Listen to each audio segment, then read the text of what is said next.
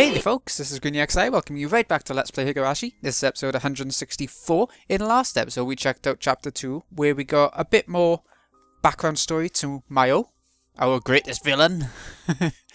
We got to see her sort of motivations behind trying to figure out Higurashi syndrome, all her research and all that. It's because her grandfather, who passed away, sort of passed it onto her, his legacy. So she's going to keep on doing that. Possibly to make a sort of not a weapon, biological weapon as such, although it is, but not to be used, but to be used as a deterrent weapon, as in just to keep the power up for Japan. Not actually to be used, but just to have a sort of threat, like a nuclear weapon, to say they can do this. Anyways, on to chapter 3. See if it carries on with Miyo, or if it goes to, who we know and love. Allow me to introduce you. This is Major Takano. Oh, nope, carry on with Miyo. Major, this is Dr. Kyosuke Irie. Ah, hello. Hello. I'm Irie. Irie seemed extremely nervous at our first meeting. He probably thought I was in charge of some suspicious organization. Hee. Please relax. Call me Takano. Thank you. Thank you for having me here. I really appreciate it. Please have a seat. A model, lower middle class citizen, was a good way to describe Kyosuke Irie's demeanor.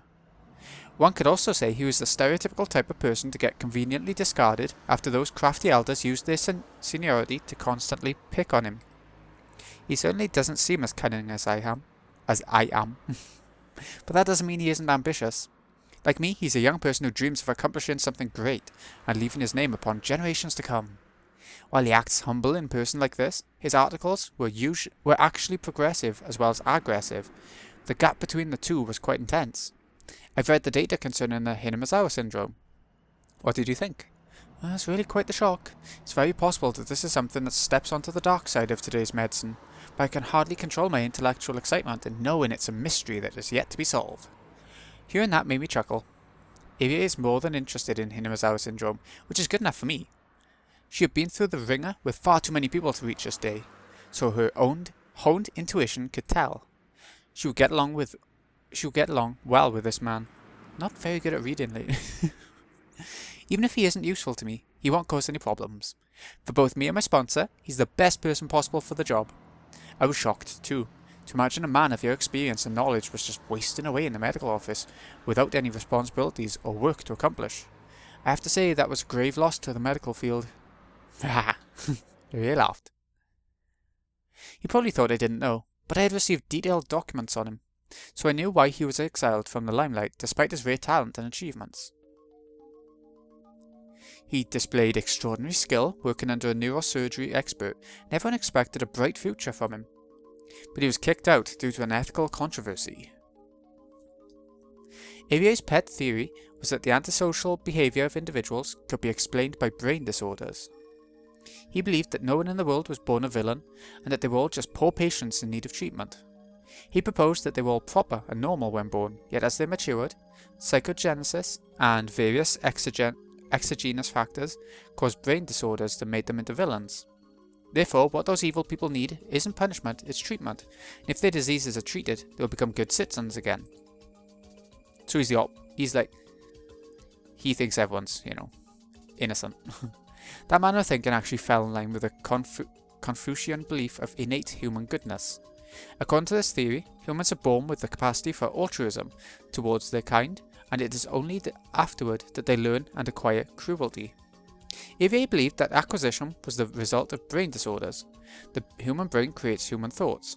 Therefore, if one becomes emotionally ill, that means their brain is ill, so if their brain gets treatment, they will recover emotionally too. That field was called psychosurgery.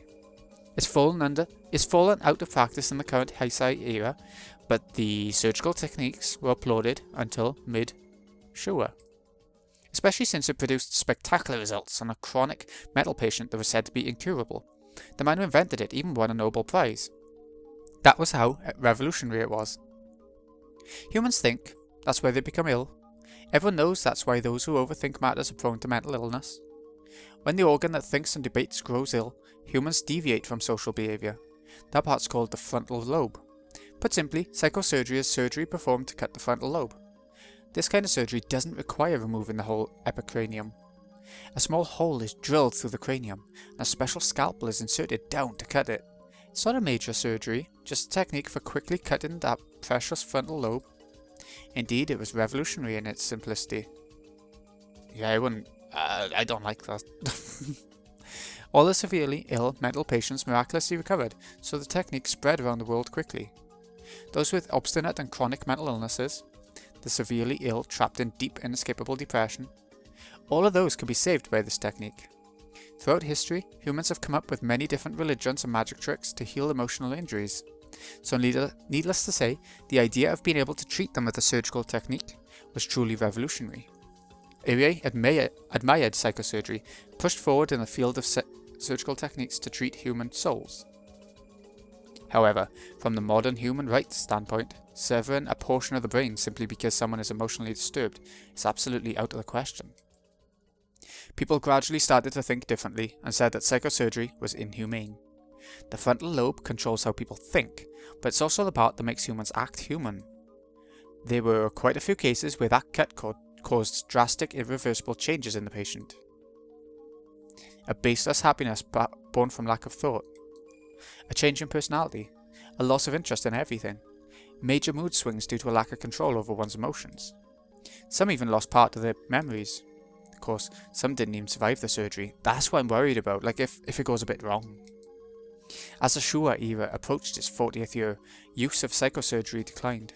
Also due to the development of psychotropic medicine, the surgery was hardly performed anymore anyway.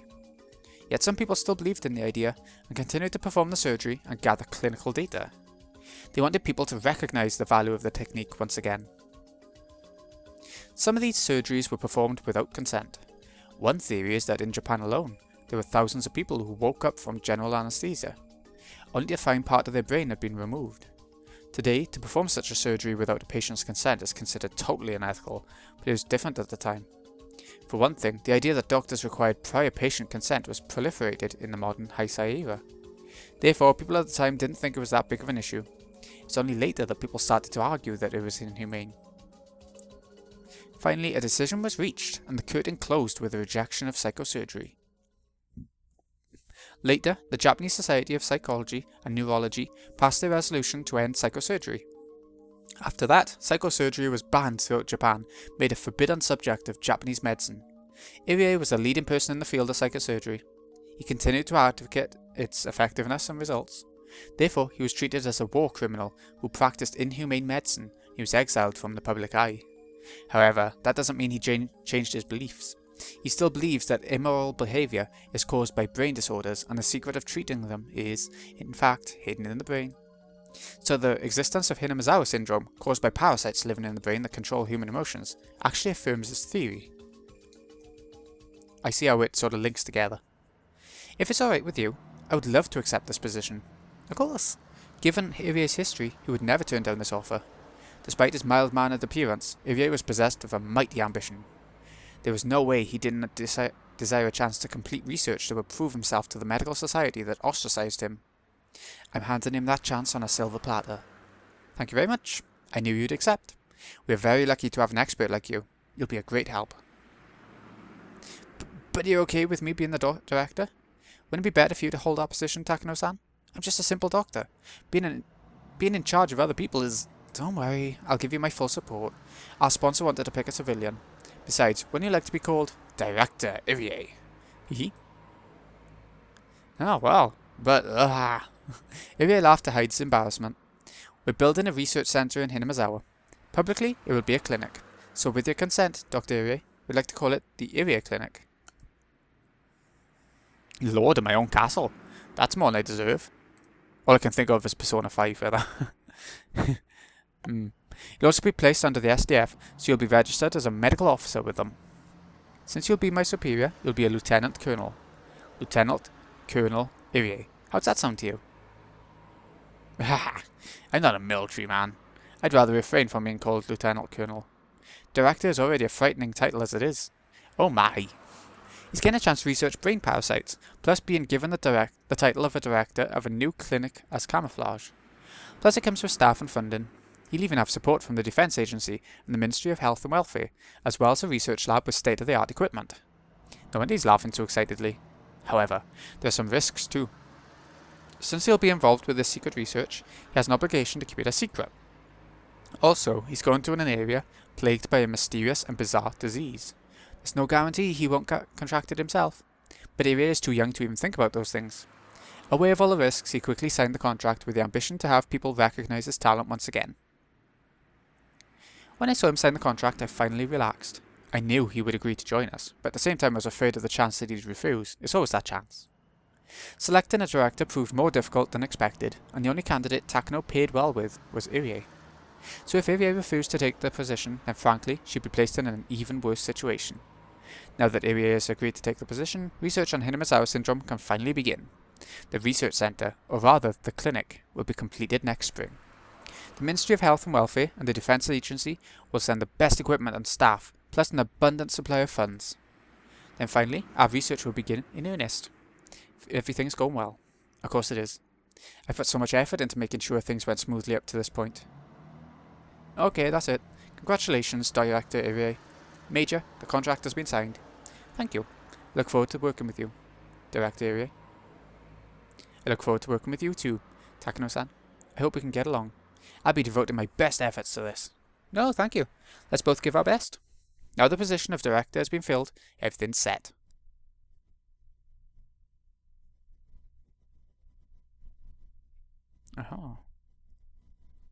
Oh god, I had the impression it was going to be like the midway point of a chapter then.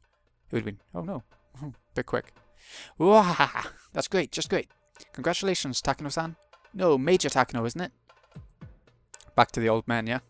This was all possible thanks to your assistance. I must give my thanks to all of you. Oh, don't mention it.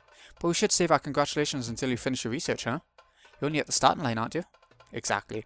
I'll be devoting my every waking moment to this research. We can hardly wait to see the result of what Dr. Takano couldn't finish. Well now, Sensei, let's not talk about business today. Let's have a toast to congratulate Takano-san and the Irie Institute. Hello everyone, I'm Nagata from the Ministry of Health and Welfare. I would like to say a few things before the toast. Takano-san, make sure he works hard, okay? His research centre will be supporting the Institute. If you need any technical support, just call him. Make him work hard? No, I have to thank you for your support. I'm Takano. Pleased to meet you. Takano-san, let me introduce you to these gentlemen. Meet Tomitaki-kun and Okanagi-kun from the Self-Defense Force. They are backup from the SDF. I'll let them introduce themselves. Nice to meet you. I'm Tomitaki. Wait, this is where he comes into it. I've been commanded to serve as auditor of this project. I look forward to working with you. The funding for our research is largely coming from the SDF. It's only natural for the SDF to assign a watchdog to make sure reasonable research is taking place. However, someone in a position like this should be my opponent. Why was someone in that position invited to this private party? Does that mean this auditor is on my side too? Seeing that thorough groundwork, I couldn't help but feel the strength of having a sponsor all over again. I won't be staying in Higurashi. I'll only come by routinely to check on the progress of the research. Oh, it's too bad. Higurashi is a beautiful place with clean air. Please come visit us anytime, outside of work too. Yeah, thank you. I guess I will. If he really is an auditor, I should maintain a good relationship with this man. He'll hold the key to all future adjustments of our funding as long as we continue drawing it from the SDF. Oh, who are you? I'm Okanagi. Oh, he looks so different by the way. He's got green hair and everything. Didn't before, did he? Nice to meet you. He's the commanding officer of the Mountain Dogs, one of our unconventional warfare units. They'll be stationed in Higurashi to provide you direct support, Major. Should I consider you my bodyguard then? Their principal duty is guarding VIPs and preserving secrets. Think of them as your hands and feet, and work them hard. Thank you. Tomitaki seems to be an honest type for a military man, but this Okanagi person looks the complete opposite. His main job is to preserve secrets, but I bet he's also good with espionage tactics, like counterintelligence and information control. Yes, that would explain his demeanour. Since the SDF is funding our research on Higurashi syndrome, of course this is considered a military operation. Therefore, this research has to be done in secret. That's why a unit like this is necessary. Besides, it's very reassuring to have someone capable of combat working under me. I should maintain a good relationship with him too. Okay, enough introductions. Go on, Tomitaki-kun, you can relax too. Let's put aside our ranks today and have a toast. While this is supposed to celebrate the establishment of the Irie Institute, Irie himself isn't here. That's his job after all. Irie is simply a puppet to fill a seat. Of course, I expect him to help me a little with his expertise, but he's ultimately an outsider. This was supposed to be a gathering where I would show my appreciation to those who helped me establish the Irie Institute, but it's turned into them thanking me for my efforts. I'm always the one to pour alcohol for others, but today people are pouring alcohol in my glass. The new participants were trying to make me happy, and all the top people talked to me casually. They all praised my hard work and my efforts. My research is now recognised by many institutions, and I'm ready to spread my wings open wide. And all the people who are expecting some returns, once the research accomplishes something, are trying to curry favour with me. But right now I'm just very grateful, regardless of their motives. Okay, I'm back. Let's have a toast to wish the best of luck to Miyo Takano-kun, and also to the new Irie Institute. Arai, sensei, please lead the toast. It's like a dream, I know. This is just the beginning, and I shouldn't be satisfied with this alone. But just for today, I can forget about everything else and enjoy the celebration. I'm not a heavy drinker, but the drinks taste good tonight, and the more I drink, the happier I get. It really is wonderful. To be called Major by Tomitaki, and the others is wonderful too. That's the rank my grandfather had during the war. That means I've finally caught up with my grandfather. This is only the beginning. From here on, I intend to reach what my grandfather couldn't. This is the best night of my life. Happy Mayo. A happy Mayo is a safe Mayo. Maybe. I ended up leaving to fix my makeup. I'm filled with elation. Fix your makeup in the rain. That's what I can hear. I need to feel fresh air to calm myself down. My heart's about to explode because I'm so happy. The gathering's taking place a little distance away from the main building. The restroom's the main building, so I need to walk across the hallway. A beautiful and well-maintained Japanese garden is visible from the hallway. It's raining. I usually don't like rain, but I don't mind it at all today. I feel like even the raindrops are congratulating me. Okay, and I'm back again. The cool air feels pleasant on my hot skin. It took me a moment to notice how unsteady my footsteps had become. Maybe I drank a little too much. It isn't like me to drink more than I can handle. Although this is a party, I don't want to embarrass myself, so I decided to cool off a little by looking at the beautiful Japanese garden. I found an elegant chair set on a red carpet nearby and sat down on it. Since I was with the associates until now, I was forced to constantly be on guard against embarrassing myself. But now that I was alone, I could let go and truly relax. When I look up at the sky, I realise it's still raining hard, but in the distance the horizon is a little lighter. Maybe it won't be raining for much longer. Oh, that's normal. Rain stops eventually. No matter how cold it is or how hard it's raining, rain stops eventually. I saw a pair of sandals and an umbrella. Almost invited me, so I took them into the garden. The tasteless laughter coming from the party sounds far away. I tilted the umbrella and looked up to the sky. I felt the raindrops hit my face, and gazed up at the sky for a while, forgetting all about my hair getting wet.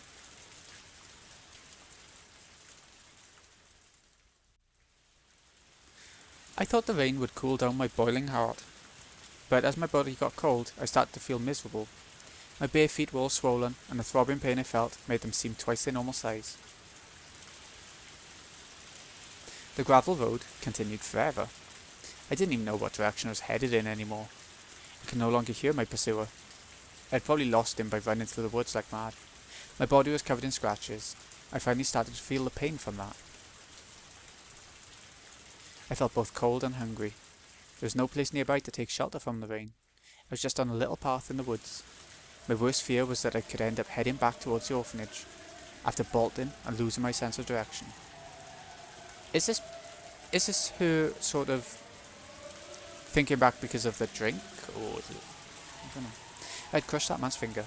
I didn't think I bit it off, but I was sure it would leave a scar. Taking that into consideration, it was very clear to me what kind of torture awaited me back at the orphanage. Therefore, I'd have to reach the House of Love and Mercy. If only it had been daytime, then I could easily have found the right way to go. However, with this rain, there was nothing I could do. But I couldn't stop. I had to keep walking until I reached something. I wondered if Eriko and the others had escaped safely. I didn't know how many people came after us, but at least one came after me. In other words, it meant they had a better chance. Did they reach the House of Love and Mercy? Were they drying themselves with soft towels? And if they still remembered me, would they save a towel for me too? I felt so cold. I wanted to find shelter and sit down, but there was nothing of the sort. I saw a tree that looked like I could take shelter under it, but the branches and leaves were dripping with water. It was then that I realised that the sky was gradually getting darker. With this day end in rain, there were no streetlights where I was. Soon enough it would be totally dark. Then I wouldn't be able to walk any further. I just wanted to sit down, even if it was raining. But if I did sit down, I probably wouldn't be able to stand up again. So I endured. If I hadn't escaped with Eriko and the others, I wouldn't have had to go through such misery. But compared to what I had to go through at the orphanage, this was nothing. Thinking about that was the only way to make myself move. But when I thought about that, it's true that this freezing cold rain was far better than my life at the orphanage. But that was only when compared to the life at the orphanage. Was it better than the normal lives of normal kids my age? I didn't even need to think about that. When my parents were alive, although we weren't rich, we led a normal life. The gentle smiles and forgivable selfishness. The sound of my mother cooking breakfast in the morning. The sound of a newspaper being folded. Precious memories like that. I didn't need anything else. I had plenty of friends. I had fun at school. I didn't like my teacher, but I liked studying. I had everything I needed. That was enough for me. I never complained. I never did anything bad. So why was this happening to me? Everything went downhill after that train accident. The die of fate kept rolling a 1. The die never showed its good side to me. If the accident was my fault, then I could have accepted it. But it wasn't. I wasn't even there.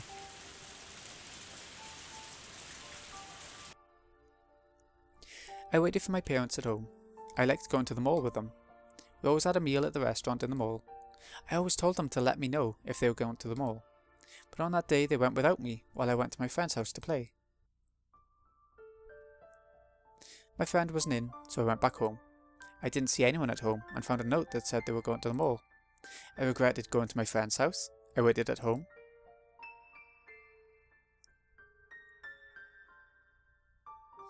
They didn't come home. They were still gone by dinner time. I was getting hungry and got angry with my parents for leaving me. I thought they were having dinner at the mall restaurant without me. If I hadn't gone to my friend's house, I would be eating dinner at the restaurant too. I loved the little flags that came with the kids' meals. I was collecting those flags. Yes, I was. I was trying to collect 20 of them, thinking that once I collected 20, something wonderful would happen. But I couldn't collect 20 of them. I only needed one more. If I had one more, maybe the accident wouldn't have happened. A very sad memory of a flag from a kid's meal. I kept waiting for my parents to come home from the mall. I was hungry, so I started to eat some dried fish. If I ate too much, my mother would find out, so I was careful not to gorge myself. Then the phone rang. I assumed it was from my parents. I answered the phone in an angry manner, but it wasn't them at all. What happened to the house? We'd rented it, so maybe somebody else had already moved in. Obviously, I think that phone call was to tell her, your parents been in an accident, I think. What happened to my room?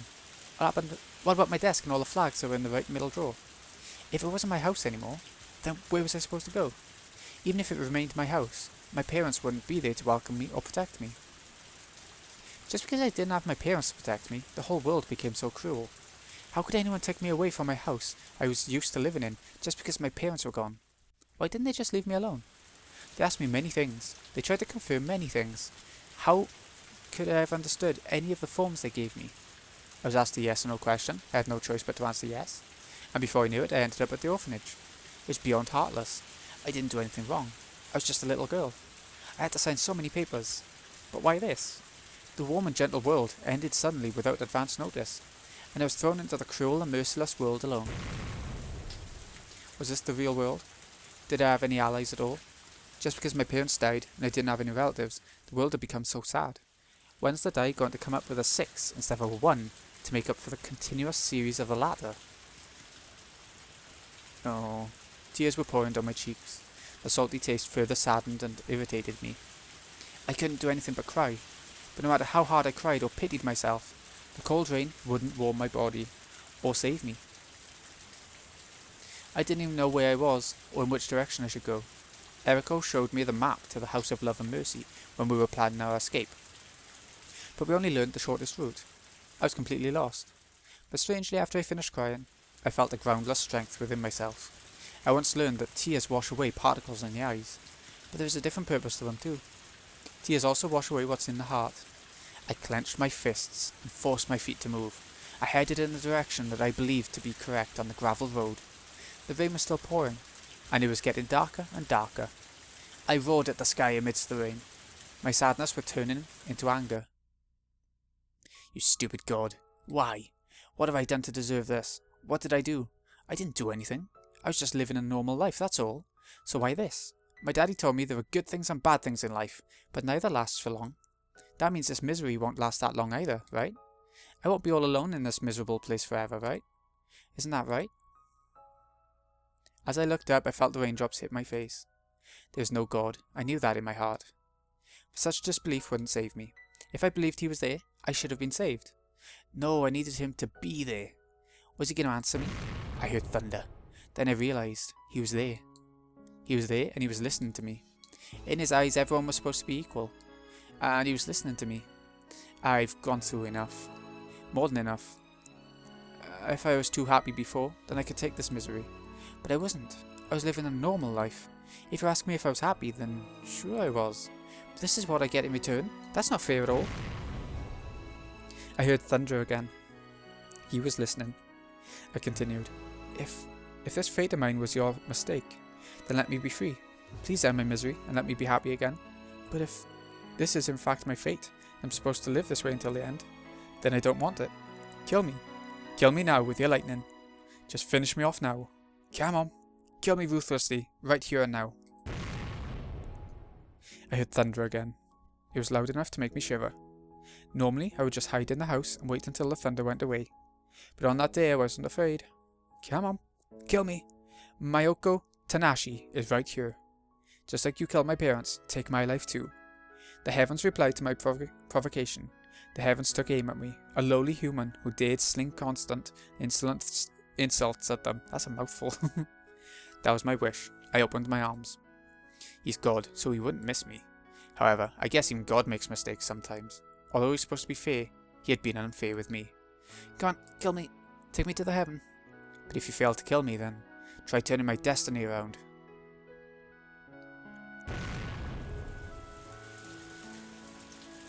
A flash from heaven. I thought I smelled something burning just before it hit. The sheer force knocked me to the ground. It was a strange experience. It was something that had just happened, but it already felt like it had happened many years ago. I had no idea how long I was down for. I smelled something odd. The bad stench woke me up. When I looked, I saw that a huge tree behind me had been split open. Its leaves were smouldering. I looked up and saw sparks in the darkness. I couldn't understand what had just happened. I just stood there. The thunderbolt had struck. It didn't strike me, it struck the tree behind me. I didn't get to die. He was telling me to keep walking in the woods in the cold rain. I won my bet with God. I bet my life. I bet my life against the lightning and thunder. It could have killed me instantly, but he missed, so he had to fix my life. I looked up at the sky, laughing and bragging that I was still alive. I heard thunder again. It was acknowledging its loss. Come on, God, save me. I won the bet, so save me from this misery. I stood there. I waited for God to do something while the rain poured down on me, but he didn't answer me again. I couldn't hear the thunder anymore. Again I felt the warm tears pour down my cheeks. What was I thinking? If there was a God in heaven, he wouldn't have let anything like this happen to me. My miserable life was the proof of God's non-existence. The darkness was about to swallow me utterly. What did I have to sleep out there? God must have wanted me to die slowly in this cold rain, instead of granting me an instant death by lightning. I wish the sun would go away. I wish the sun would never rise. I wish that, as the woods had grown completely dark, my existence would be hidden by that darkness. I wish that I could just disappear. Had it been an eternity, or was it a matter of seconds? I couldn't even tell time in such darkness. It was then that I saw something. It was a light. I noticed it only because the woods were so dark. But was it really there? Had it been there this whole time? I felt like the light was inviting me towards it. It was a fluorescent light. I didn't normally like fluorescent lights, because I always thought they looked cold. But I didn't feel coldness from that white light. I made myself believe that the light was a guide sent by God.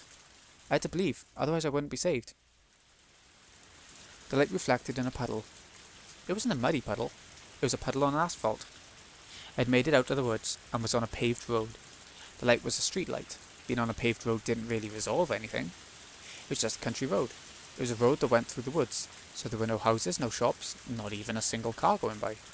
There weren't too many street lights on the road, so it was still very dark. My feet touched the asphalt. It felt so different from the gravel I had been walking on earlier. It felt almost merciful. My feet had grown used to walking on gravel, but after feeling the softness of asphalt, I never wanted to go back to the former again. I could only choose between heading left or heading right. I was grateful to God for leading me to this asphalt road, but I wished that He had given me a little more guidance. Such a little bit of luck couldn't make up for the unhappiness I'd gone through. And that was when I sensed His guidance. I saw another light in the distance. It was only on the right side. I headed towards it, and when I got there I understood what it was. I was amazed to find it there. A telephone booth. Who would actually make a call in the middle of nowhere? A telephone booth in the countryside was rather unusual. There were plenty of red public phones all over, but I had always thought telephone booths only existed in big cities. Almost looked as though the telephone booth had been put there as punishment for doing something bad. When I thought that, I felt bad for the lonely telephone booth. It reminded me of myself. Even if I went inside the telephone booth, what could I even do in there anyway? I already knew the answer to that question, but no matter what, I just had to get in there. The door squeaked as I opened it. There were lots of bugs flittering around because of the light. Moths and stuff.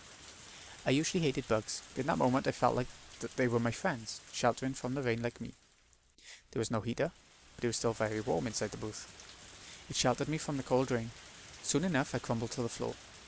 The warmth from the fluorescent light embraced me gently, and I felt like it was telling me that it was okay to cry. But I had no more tears left, because I cried them all when the lightning struck. Aching scratches covered my body. My calves were in pain too. Everything hurt everywhere, and I didn't want to get up ever again. I wished I could fall asleep. But if I did that, the staff from the orphanage might find me. The windows on the booth were high up, so if I sat down, I wouldn't be visible from the outside. But as it was the only shelter in these dark woods, the staff would be sure to check it. That was why I couldn't stay there for long. Telephone booths from back then weren't completely made of glass, so it was possible to hide inside one. My exhausted spirit understood that I had to move, but I just couldn't make myself. Maybe I was experiencing some kind of vision. I felt a strange calmness that I'd never experienced before. I didn't feel that I was myself. It was very strange. I thought that maybe I was killed by that lightning. I'd assumed I was still Mayoko Tanashi, but maybe I wasn't her at all. I seriously considered those things. Then I started to think that the telephone booth had something to do with it. Because God led me there.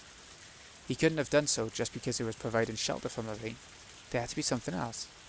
I wondered what it was. Could there be something in the booth that could save me? But what? A telephone booth is used to make a phone call, but I didn't have any money. But then, I noticed something that looked like copper. My heart skipped a beat.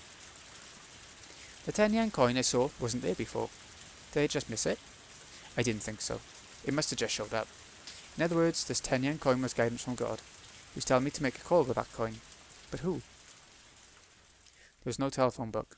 In that case, I could only call a number I knew. Did God want me to do that then? There was only one coin. I could only call one number, and I couldn't talk for that long. I challenged God earlier, so it was just a matter of course to think that God was challenging me in return. I'd only one chance. He wanted me to test my luck with that chance. I left the phone booth and looked up at the sky. Then I yelled in my heart, "Your own God." I wondered who I could call. Who? My house?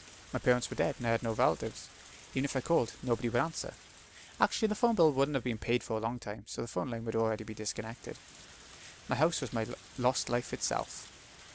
No, the debris of my life. Calling home would simply be an expression of regret, which ran counter to the positive attitude of one trying to change their life. So surely, using the coin to call my house was wrong, which meant I had to cast this 10 yen coin towards my future. Future? My future? What future anyway? Then I heard a huge thunderclap which cleared my mind. In that clear state of mind, I saw something from the past. It was the last sight of my father, his final moments on the hospital bed. Though suffering from pain, he tried to tell me something very important. If by chance I am to die, turn to Dr. Takano. Dr. Hifumi Takano. Say it for me. Hifumi Takano. That's right, Dr. Hifumi Takano. He's my former teacher. He will help you. Daddy, daddy, daddy, daddy. Many doctors came into the room in a hurry. He wanted to tell me something else, but the doctor stopped him from talking, so it wasn't audible. It shouldn't have been, but it was to me. I heard it. I heard it, but I didn't want to hear him say it while suffering, so I pretended that I didn't hear. He said it while coughing. I heard it. They were numbers. I swallowed once. That's right. It was a phone number. He knew nobody would take me in because we had no relatives. He told me to get in touch with him, Dr. Hifumi Takano. He tried to tell me his phone number. What had I done? He tried so hard, using his last chance to tell me the most important thing. The thunder from earlier had made me remember it. The number I couldn't remember even once came out so smoothly. I dialed it in. This really was it. This was the number for my father's teacher, Dr. Takano. But my hand stopped just as I tried to put the coin in. What if I hadn't remembered it correctly? No, there's no need to hesitate. I had to believe in myself. This had to be the correct number. I had to dial it before I forgot it again. I picked up the phone and put the coin in. Beep. I heard the dial tone on the other end. At that point, I decided to kill myself if it didn't work. I could go back into the woods and wait for another lightning bolt. I could lie down and let the rainwater drown me too. I could also fall asleep in the middle of the road and wait for a car to run me over. I made up my mind and put the coin in. I didn't hesitate any longer. I dialed the number at once. But I had to be careful. If you dial quickly, sometimes you can make mistakes. I was getting irritated, and that almost made the phone number go vague in my head. I dialed the last digit, and heard some electronic sounds on the other end. I hoped that I dialed the correct number. I didn't know what to say to Dr. Takano if it did connect. Where was I? What was I supposed to do? What was I supposed to ask him? I didn't know any of those things. Making a call isn't cheap. One 10-yen coin would only buy me short time to talk. The line must have connected then. I heard a ringtone. I only had a short time once someone answered the phone. I thought for a moment that I should put the phone down. Then I could at least get the coin back. I could call back after sorting out my thoughts. But then someone answered. Hello, this is the Takano residence. Ah, I felt like I was suffocating. My memory had been correct. I couldn't tell the age of the speaker, but it was a grown man's voice. Anyone who was my father's teacher must have been quite cold. Never mind that. I had to hurry and say something. Hurry. Are you Dr. Takano? Dr. Hifumi Takano? Yes, who is this? He must have been suspicious. I couldn't blame him. A stranger was asking him about his name. Of course he'd get suspicious. I'm sorry. I'm Tanashi.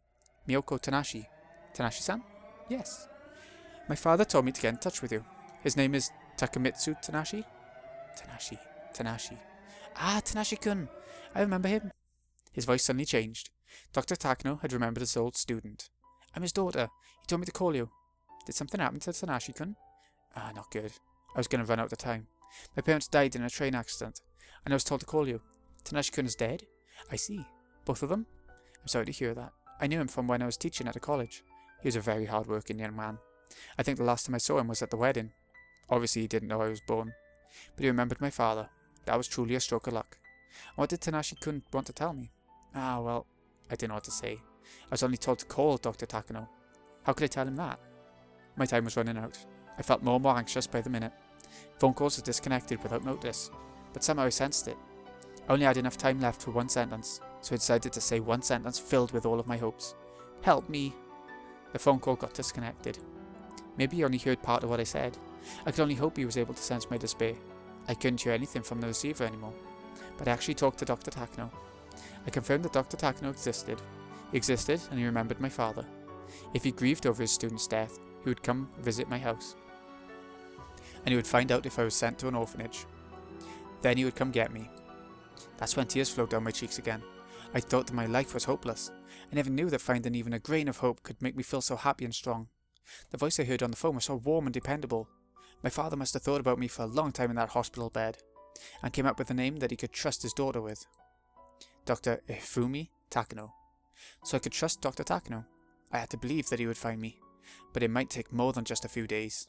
I'd have to wait patiently. A few days? A month? More? I could only wait patiently. Either way, I couldn't stay in this telephone box. The staff would easily find me there. I went out into the rain again, but this time the rain felt a little warmer than before. I had wished to die by lightning, but after that phone call, I was filled with hope and the will to live. I wanted to live, and that was why I felt pain all over my body. When I still wished to die, I didn't feel anything. I had to wait patiently until Dr. Takano came to pick me up. I had to get to the House of Love and Mercy. That would be the best place to wait for him. I didn't think the orphanage would tell him I escaped to the House of Love and Mercy, but the house wouldn't stop me from calling him. All I'd have to do was call him again and let him know where I was. But I didn't know where I could find the House of Love and Mercy. I couldn't see any signs anywhere, and I didn't even know what direction the orphanage I escaped from was in. But I couldn't just stop. I had to walk. I had to find shelter. I had to find someone and ask for directions to the House of Love and Mercy. I had to keep going, because I finally saw the light at the end of the tunnel. The chills and throbbing pain tormented me, but I couldn't die until I met Takano-sensei. I wish the car would come by. If it was someone who lived in the area, I could ask. But the police wouldn't do me any good. I was sure the orphanage had already called the police about our escape, and they wouldn't be forgiven. The police were sure to send me back to the orphanage. Either way, I wished that someone would show up. Otherwise, I'd have to keep walking on the asphalt in the darkness forever.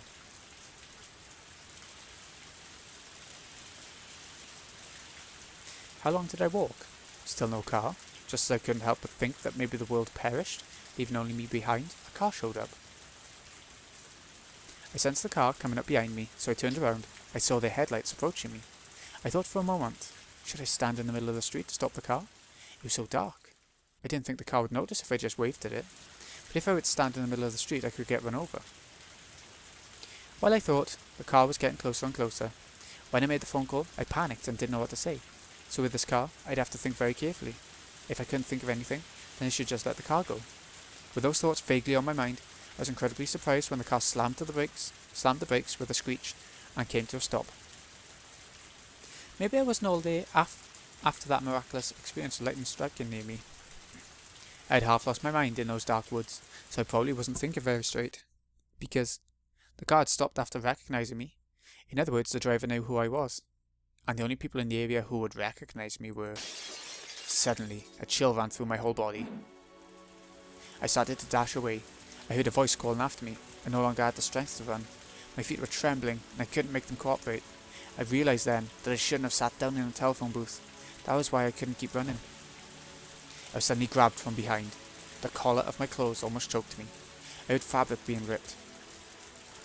I fell in a puddle, and a staff member got on top of me. This time his finger wasn't in my mouth. All I could do was struggle. As I did so, I remembered all the scary stories Eriko and all the others told me. All the tortures the child who was caught had to endure. The drowned duck punishment, the squished caterpillar punishment, and the splayed piggy punishment. The names of those eerie sounding punishments came to my mind. I screamed and struggled with all my might, but it was too late. I was shoved into the back seat of the car. Why couldn't they just let me go? Simple, they didn't want me talking about them to anybody. The staff were yelling and screaming while chasing me, but once we were in the car, they went silent. It was like the Grim Reaper had come to get me. Whether I liked it or not, I had to come to terms with the fact that my luck had run out. But I'd called Takano-sensei, so I knew he would come to get me. I didn't know when that would be, but I knew it would happen someday, so I wanted to live. I would be saved if I lived. I couldn't even imagine the kind of punishment that was waiting for me. But even so, I said to myself, I have to live. I've already found the light at the end of the tunnel. All I have to do was endure until I reached it. The car stopped. We had arrived at the front gate of the orphanage. The two staff members grabbed my shoulders so I wouldn't run. My shoulders were very skinny, so it hurt a lot. I was scared of what I would have to go through. We went through the door, and I was finally sheltered from the rain. In a way, I wasn't sheltered at all though. It was the middle of the night, and long past time to turn all the lights off. The orphanage should have been quiet. But I heard a noise. It was a strange noise. The noise of a shower. The noise of metal objects crashing into each other. Also the staff's yelling and screaming. A chill went down my spine. What could I possibly write down to fully describe this fear? A staff member knocked on the door of the storage room, and the door opened. The moment it did, an angry roar issued from inside. The sight leapt into my eyes. I couldn't completely take in the bizarre scene before me. Two staff members were hitting a mat with bamboo swords while yelling violently. It was a mat used in, the one you use when you do gymnastics. But why was it rolled up like that? The rolled up mat was tied with a string and was standing up in the corner. The staff members kept hitting it. Usually words are said to a person, but why were they yelling at the rolled up mat? The way they were hitting and yelling at it, it was as if they'd gone mad. But wait, I could see something sticking out from the top of the rolled up mat. It was... let me see. Whose shoes were those? All of a sudden I froze, and I couldn't think anymore. One man stood in front of me. The man's pinky finger was wrapped in bandages. My eyes moved upwards from his pinky finger. I met with his. The beast's eyes met mine, peering with intent to devour me. I squeezed out a voiceless scream. My voice didn't come out, so it was more like a goldfish opening and closing its mouth. The beast stuck his little finger in front of me and roared. I couldn't tell if it was a word or a meaningless shriek, but I was certain it was something abusive. I was scared. I didn't want to die. I wanted to live. I knew that Dr. Takano would show up to save me. That was why I had to live and submit myself to the fear. I'm sorry. The hand with the bandages grabbed my hair and dragged me along. All I could do was apologise and beg for forgiveness, while hoping the beast had even a tiny bit of mercy in him. I was like a broken apologising doll. A mad doll that kept muttering apologies until its key wound wound down. I was their toy, shedding tears, coughing blood, apologising in place of clicking gears. I could see into the shower room while he dragged me along. The door was open and I heard wailing from the inside. What I saw was very strange. There was a locker on its side in the shower. What an odd sight. A locker was taking a shower, sideways. I'd never even imagined anything like it before. The locker was taking a cold shower while two staff members hit it with bamboo swords. That explained the metallic noise I heard before. The beast didn't want me to see that. He pulled my hair violently and twisted my neck so that it looked in the opposite direction. Then I realised. He didn't do that to stop me from watching that shower. He did it to make me look at something else. I saw a window in a courtyard. Usually it was too dark to see anything, but the lights were on and the courtyard was very bright. Then I saw it. Inside of the hen house, I saw. What is that? That here was Eriko's. But why was she... That was far too... Was that censor input in this version of the game? Or is it intentional? Wah! I'm sorry.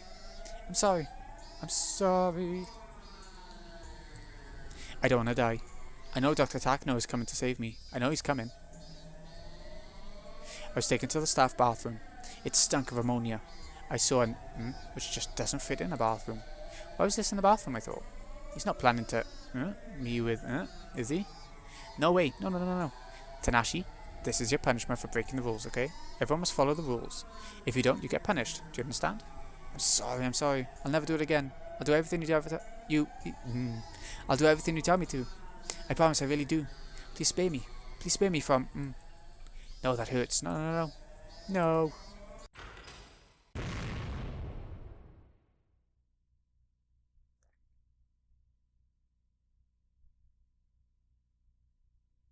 Oh, it's gonna end things there. So she's been caught and punished. Another chance. Any tips? It's hard going this long without tips. Will the whole arc sort of have no tips? I don't know. Anyways, that's chapter 3 done. Bloody hell. I wasn't expecting to get through like 3 chapters in 3 episodes, you know? Anyways, this has been Greeny XI. I hope you've enjoyed. Thank you so much for watching. I'll see you again in a little bit when we head on over to chapter 4.